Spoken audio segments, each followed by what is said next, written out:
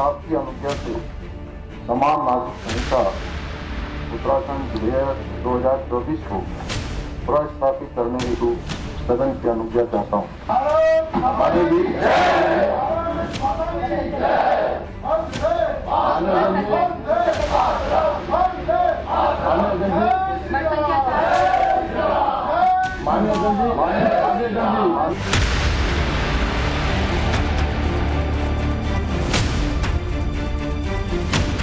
मैं कह रहा हूं यदि ये इतना ही अनूठा है, कार्य है और इतना ही हितकारी है, देश हित में है, तो आप दिल्ली में क्यों नहीं ला रहे?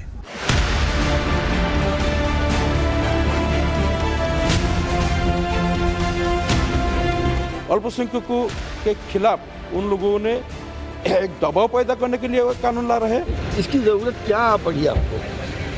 सिर्फ इसलिए कि आपको सियासत करनी, हिंदू मुसलमान करना है। अपनी लीगल टीम उसको स्टडी करेगी और उसके बाद फर्दर कोर्स ऑफ एक्शन तय किया जाएगा।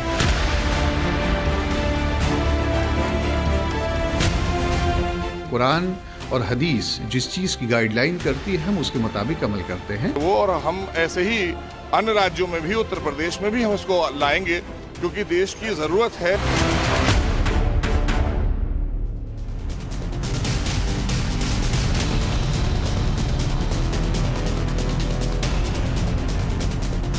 नमस्कार, टाइम्स नाउ भारत पर देश के सबसे पसंदीदा डिबेट शो राष्ट्रवाद में आपका स्वागत है। आपके साथ मैं हूं राकेश पांडे। राष्ट्रवाद यानी देश से बढ़कर कुछ नहीं। क्या यूसीसी के दांव से बदल जाएगा 2024 का चुनाव? क्या पीएम मोदी के मन की बात जो उत्तराखंड से पूरी होने उसकी शुरुआत हो गई है? सवाल यह भी कि एक समान कानून की बात, तो फिर तकरार क्यों? और सवाल यह भी कि उत्तराखंड में यूसीसी बिल पेश हो गया, क्या मोदी सरकार आई तो अपने तीसरे कार्यकाल में यूसीसी को पूरे देश में लागू किया जाएगा? आज उत्तराखंड विधानसभा में एक समान नागरिक संहिता वाला कानून कॉमन सिविल कोड बिल पेश किया गया। मुख्यमंत्री पुष्कर धामी ने बिल को सदन के पटल पर रखा। बिल पेश करते ही भारत माता की जय और जय श्री राम के नारे लगे। ये सदन के अंदर की तस्वीरें आपके सामने हैं जब यह बिल पेश किया गया।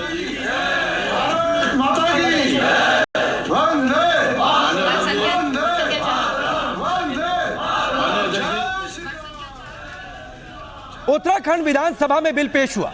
बिल की अहम बातें सबसे पहले आपको बता देते हैं ताकि आप ये जान जाएं क्या कुछ बदलने वाला है, क्या कुछ लागू हो जाएगा।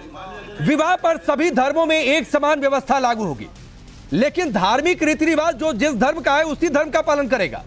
बहु विवाह पर रोक लग जाएगी, यानी एक से अधिक शादियां नहीं कर पाएंगे। सभी के लिए शादी का रजिस्ट्रेशन कराना जरूरी होगा, चाहे आप किसी भी धर्म के हो। सभी धर्मों में लड़कियों की शादी की उम्र बढ़ाई जाएगी। इस बात को लेकर भी सहमति बनी है ताकि वो कम से कम ग्रेजुएट हो सके। मकसद यह है कि पढ़ाई उनकी हो। तलाक के लिए सभी धर्मों में एक जैसी व्यवस्था होगी। पर्सनल लॉ के तहत तलाक प्रतिबंधित होंगे। तलाक में दोनों ही पक्षों के लिए समान नियम होंगे। ऐसा नहीं है कि लड़के के लिए नियम अलग और लड़की के लिए नियम अलग हो जाएगा। संपत्ति पर सभी धर्मों में महिलाओं को समान हक मिलेगा। ऐसा नहीं है कि लड़कियों को कम मिले और लड़कों को ज्यादा मिल जाए। तलाक के बाद बच्चों के संरक्षक यानी कस्टडी किसे मिले यह भी तय किया जाएगा और उसके लिए भी सबके लिए नियम एक जैसा होगा। सभी धर्मों में गोद लेने की प्रक्रिया आसान की जाएगी, यानी एक धर्म के लिए यह कानून नहीं है। लिव इन में रहने के लिए रजिस्ट्रेशन जरूरी होगा, यह भी एक प्रावधान किया गया है। सुनिए जरा।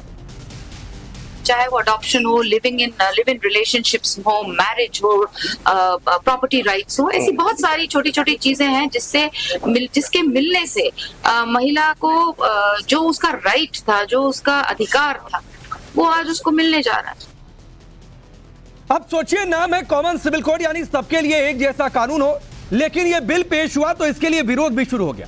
कांग्रेस ने सवाल उठाया कि अगर बिल इतना जरूरी है तो फिर केंद्र सरकार इसे क्यों नहीं ला रही है। तो समाजवादी पार्टी ने बीजेपी पर हिंदू मुसलमान कर वोटों के ध्रुवीकरण का आरोप लगा दिया। बदरुद्दीन अजमल कह रहे हैं कि ऐसे बिल को तो कूड़ेदान में फेंक देना चाहिए। सुनिए।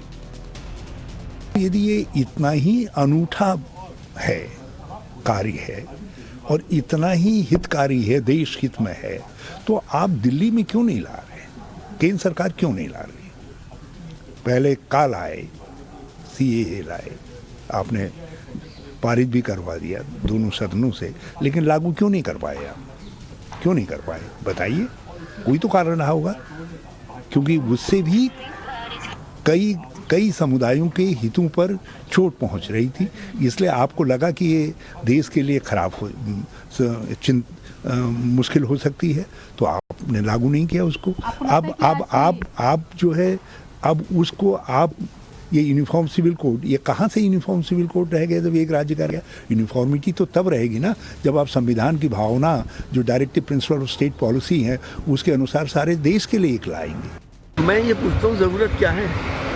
क्या 76 साल से देश चल नहीं रहा? स्मूथली चल रहा है। इसकी ज़रूरत क्या पड़ी आपको? सिर्फ इसलिए कि आपको सियासत करनी, हिंदू मुसलमान करना है। गिनाने के लिए आपके पास कुछ है नहीं। ना आप विकास की बात करते, ना रोज़गार की बात करते, ना महंगाई की बात करते, ना किसान की करते। हिंदू मुसलमान कर लो, वोट ले लो, वोट पोलराइज कर दो। तो आखिर ये सिलसिला बंद होने चाहिए। देश के लिए ये बातें अच्छी नहीं। मोदी जी को खुश करना है, कुछ दिन तो चीफ मिनिस्टर रहना है, तो मोदी जी को खुश करना है, ले लेंगे और क्या है। लेकिन ये चलने वाला नहीं, नेचर के खिलाफ। क्या होना चाहिए? नहीं होना चाहिए। इस बिल को वैसे ही कचरे के डिब्बे में डाल देना चाहिए। आप सोचिए, इस पूरे बिल में कहीं भी नहीं लिखा है कि किस धर्म के लिए, यानी सभी धर्मों के लिए कानून है, फिर भी ये कहा जा रहा है कि यही हिंदू मुसलमान के बीच विवाद पैदा किया जा रहा है। बिल के पेश होने के बाद मुस्लिम समाज से भी प्रतिक्रिया आई। कुछ मौलानाओं ने इसे अल्पसंख्यकों को डराने वाला बताया, तो किसी ने कहा कि कुरान में जो है वो उसी को अमल करते हैं। सुनिए। अल्पसंख्यकों के खिलाफ उन लोगों ने एक दबाव पैदा करने के लिए कानून ला रहे हैं, और उनका मकसद साफ नहीं है। उनका मकसद सिर्फ वोट बैंक का पॉलिटिक्स है। हम इसका खिलाफ आवाज़ उठाते रहते हैं और हर वक्त हम इसके खिलाफ बोलते रहेंगे। इस बिल से या इसका ये बिल है या एक्ट बनता है जो भी है, तो क्या इससे कोई यूनिफॉर्म, तमाम कवानीन में, तमाम लॉज में यूनिफॉर्मिटी आ जाएगी? और फिर ऑलरेडी अगर इससे आप किसी भी कम्युनिटी को एग्जेम्प्ट करने को कहते हैं या एग्जेम्प्ट करते हैं, तो फिर वो यूनिफॉर्म सिविल कोड कहाँ रहेगी? बहरहाल मैं ये समझता हूँ कि जहाँ तक इस कानून या इस एक्ट का सवाल है, जब इसका मसौदा और इसका ड्राफ्ट हम लोगों के सामने आएगा तो अपनी लीगल टीम उसको स्टडी करेगी और उसके बाद फर्दर कोर्स ऑफ एक्शन तय किया जाएगा। शादी ब्याह के सिस्टम की, विरासत की बात की, लड़कों को गोद लेने की बात है, तो देखिए हम तो मुसलमान हैं और हमारा ईमान इस बात पे है कि कुरान और हदीस जिस चीज़ की गाइडलाइन करती है हम उसके मुताबिक अमल करते हैं। जहाँ तक मामला ये रहा कि यूसीसी पे क्या होगा, अब देखते हैं कि उसमें निकल के क्या चीज़ें आती, फिर इस पर बात होगी। लेकिन लॉ कमीशन के ड्राफ्ट का आज भी हिंदुस्तान की आवाम उसका इंतज़ार कर रही है। आपने सुना मुस्लिम समाज की ओर से प्रतिक्रिया क्या आई। देश भर से बीजेपी और उसके सहयोगी दलों ने बिल का स्वागत किया। बीजेपी नेताओं ने कहा कि दूसरे राज्यों में भी बिल को इसी तरह से लागू किया जाएगा। तो बीजेपी के सहयोगी ओपी राजभर ने विरोध करने वालों पर करारा प्रहार भी किया। इसे भी सुनिए। अनुज्ञा से समान नागरिक संहिता उत्तराखंड विधेयक 2024 को प्रस्तावित करने हेतु सदन की अनुज्ञा चाहता हूँ।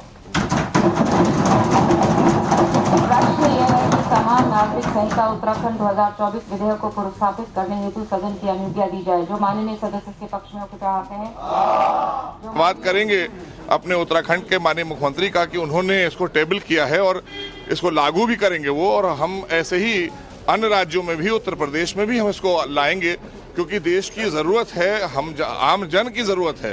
क्योंकि एक कानून के तहत जब हम सारे चलते हैं तो तमाम सारे विवाद भी खत्म हो जाते हैं। जो कानून आपके लिए है वही मेरे लिए है, वही इनके लिए है। तो देश के हित में, प्रदेश के हितों में और खासकर देश हित में यूसीसी बहुत ज़रूरी है।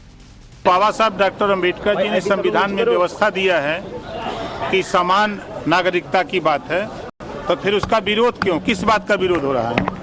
ये विरोध करने वाले लोग समाज में एकरूपता नहीं चाहते हैं, एक समान अधिकार सबको नहीं चाहते हैं, वो महिलाओं को विकास के मुख्य धारा में नहीं लाना चाहते हैं, इस नाते वो विरोध करते हैं। चलिए वो सवाल आपके सामने रखता हूं जिनके इर्द गिर्द आज की चर्चा आगे बढ़ेगी। पहला सवाल यह कि यूसीसी का बिल आया, एक महकमा क्यों बौखलाया? सवाल यह भी कि एक समान अधिकार की बात फिर तकरार वाली चर्चा क्यों? यूसीसी का दांव क्या बदल जाएगा 2024 का चुनाव? और उत्तराखंड में क्या यह सिर्फ ट्रायल है? थर्ड टर्म में पूरे देश में क्या यूसीसी लागू कर देगी बीजेपी सरकार? चलिए आपका परिचय आज के मेहमानों से करवाता हूं। मुमताज आलम रिजवी हमारे साथ स्टूडियो में मौजूद हैं। इसके साथ ही मौलाना साजिद रशीदी जी हमारे साथ जुड़ रहे हैं। आरपी सिंह जी भारतीय जनता पार्टी के नेता और प्रवक्ता, एहसान अब्बासी जो कि नेशनल प्रेसिडेंट हैं पसमानदा मुस्लिम सोसाइटी के, शबनम खान हमारे साथ जुड़े हुई हैं सोशल एक्टिविस्ट के तौर पर इस स्टूडियो में। साजिद रशीदी जी, मैं आपसे शुरू कर रहा हूं और सवाल बहुत सीधा सा है। कई लोगों ने यह प्रतिक्रिया दी है कि ये माइनॉरिटीज पर, मुस्लिमों पर दबाव बनाया जा रहा है इस कानून के जरिए। जरा समझा दीजिए कि दबाव कैसे बन रहा है। होल्ड करो। पांडे जी, मुझे सबसे पहले तो ये बताइए, माइनॉरिटी का मतलब मुसलमान कब से हो गया? मैं तो बिल्कुल नहीं मानता। माइनॉरिटी का मतलब मुसलमान थोड़ा ही है। बिल्कुल सही बात है। माइनॉरिटी का मतलब ये है बहुसंख्यक के अलावा जितने भी माइनॉरिटी में मजहब आते हैं, चाहे वो जैन हो, सिख हो, बुद्धिस्ट हो, पारसी हो, ईसाई हो, वो सारे के सारे आते हैं। आप माइनॉरिटी से मतलब मुसलमान को कहकर क्यों टारगेट करते हैं भाई? नहीं, मैं बिल्कुल नहीं मानता। सवाल तो ये है आपके साथ। रशीदी साहब, आपकी बात 100% सही है, मैं सेकंड कर रहा हूं।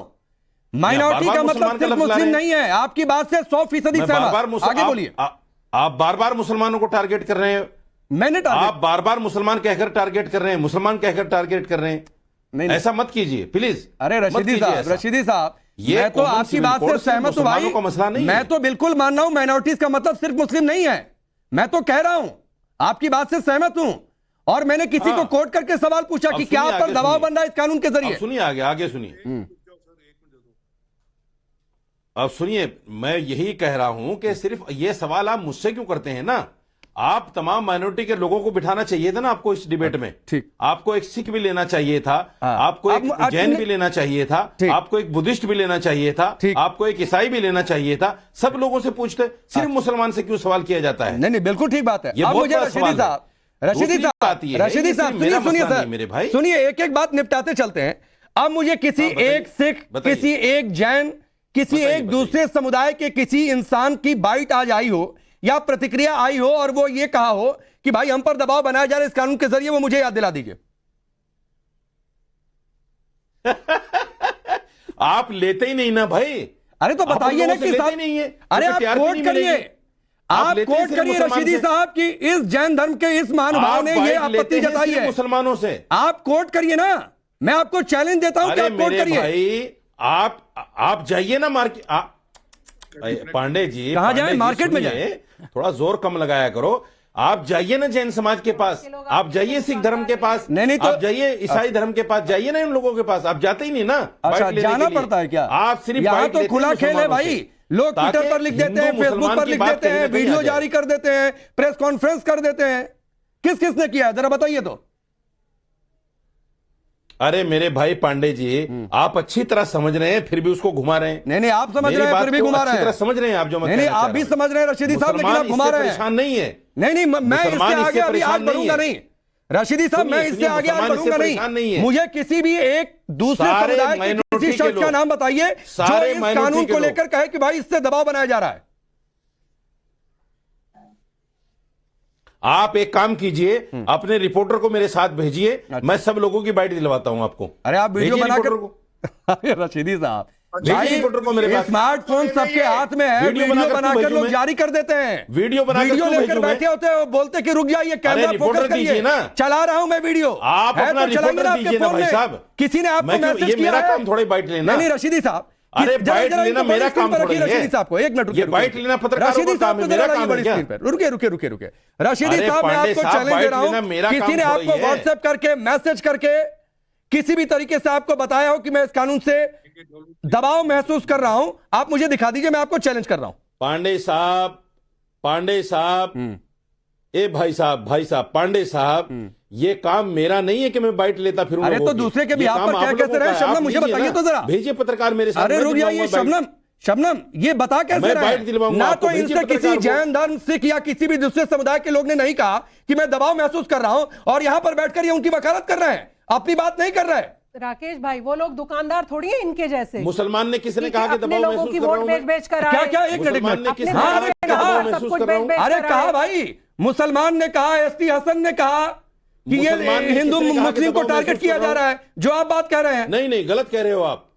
गलत कह रहा हूं, बाइट सुनवाई। गलत कह रहे हो। अरे बाइट सुनवाई रशीदी साहब, बिल्कुल सुनते नहीं है आप। चलिए सब अपनी बात पूरी करिए।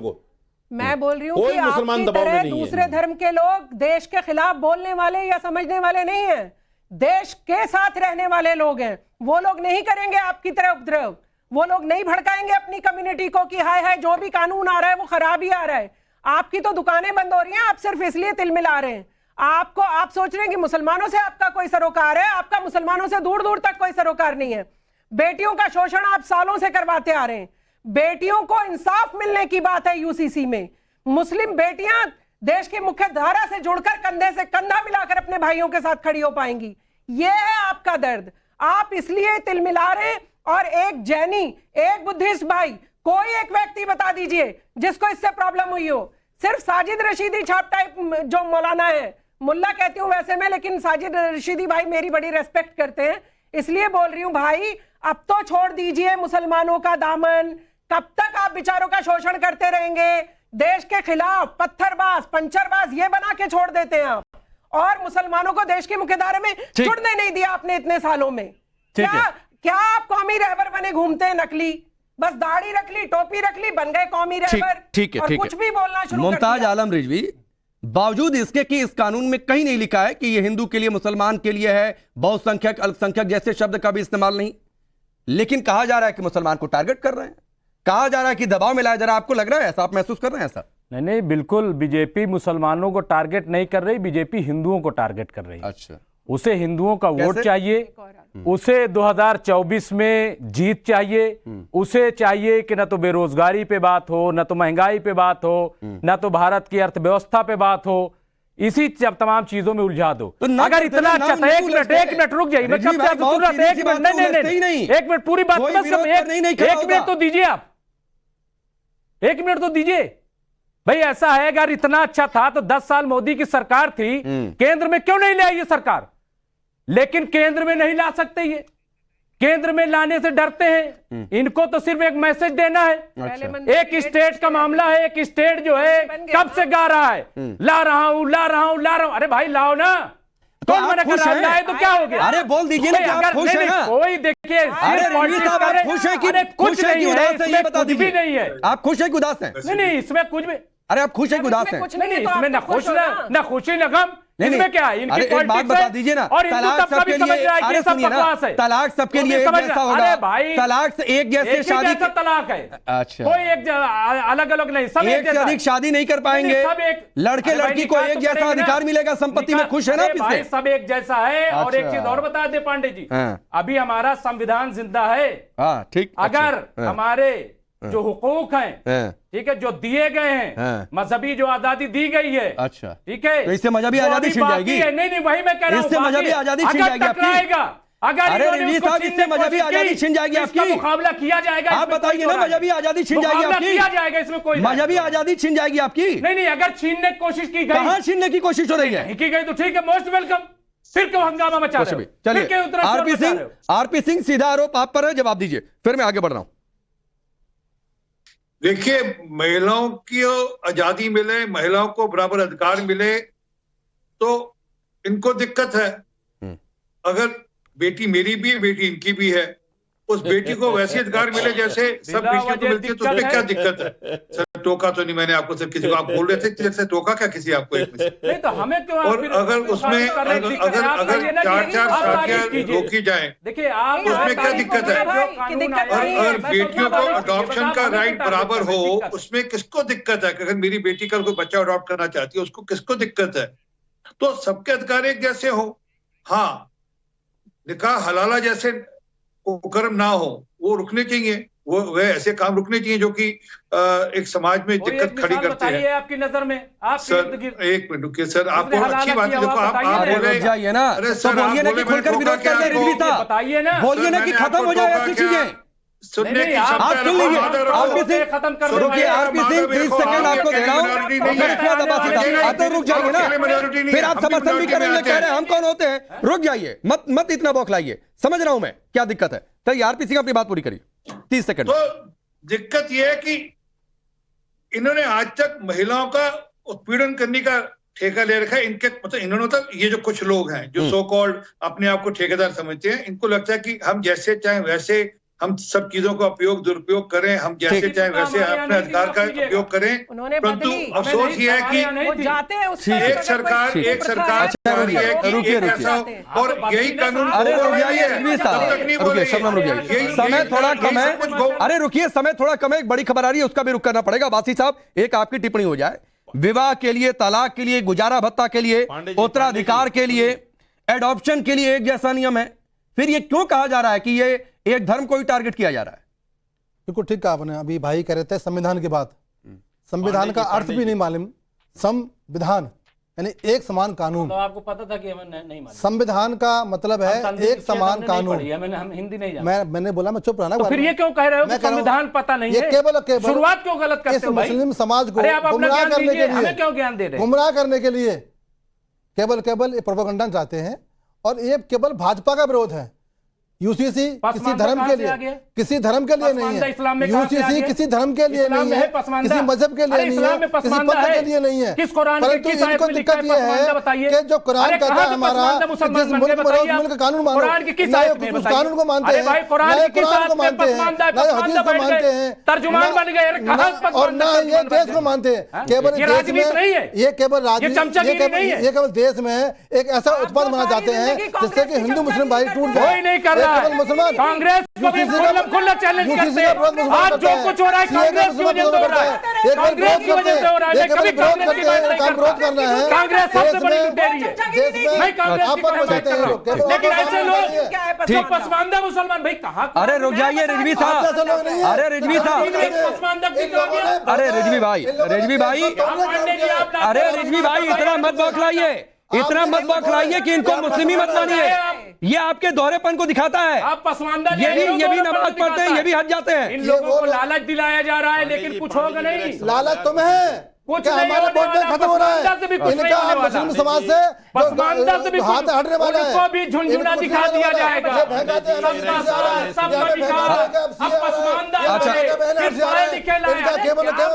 अच्छा रुकिए। आरपी सिंह कुछ कह रहे हैं, एक लाइन में आरपी सिंह, मुझे एक बड़ी खबर आ रही है, उसका रुख करना पड़ेगा। सर मुझे इतना कहना है कि इन्होंने कोई मिनॉरिटीज का ठेका उठा लिया क्या? यही सर मिनॉरिटीज है। अच्छा ठीक है, रशीदी साहब का भी एक सवाल है, वो भी नोटिस कर लिया जाए। बोलिए रशीदी साहब। आरपी सिंह जी, मुझे एक सवाल का जवाब दे दीजिए। अभी आपने कहा कि महिलाओं को समान अधिकार मिलेगा।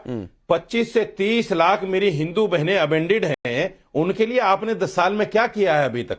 तो उतरिए ना सड़क पर। अगर आपको लगता है कि हिंदू बहनों के साथ अन्याय हुआ है तो ऐसा करिए, हिंदू मुस्लिम सिख जितनी बहनें हैं सबके लिए आप आवाज बुलंद करिए, लेकिन उसके लिए मुस्लिम महिलाओं के अधिकार दोगले लोगों के लिए ये आप दोगली राजनीति करने वाले लोगों। एक मिनट रशीदी साहब, ये आपके घर की भाषा हो सकती है, ये सड़क छाप भाषा से चैनल पर आकर मत इस्तेमाल किया करिए, मैं बार बार कह चुका हूं।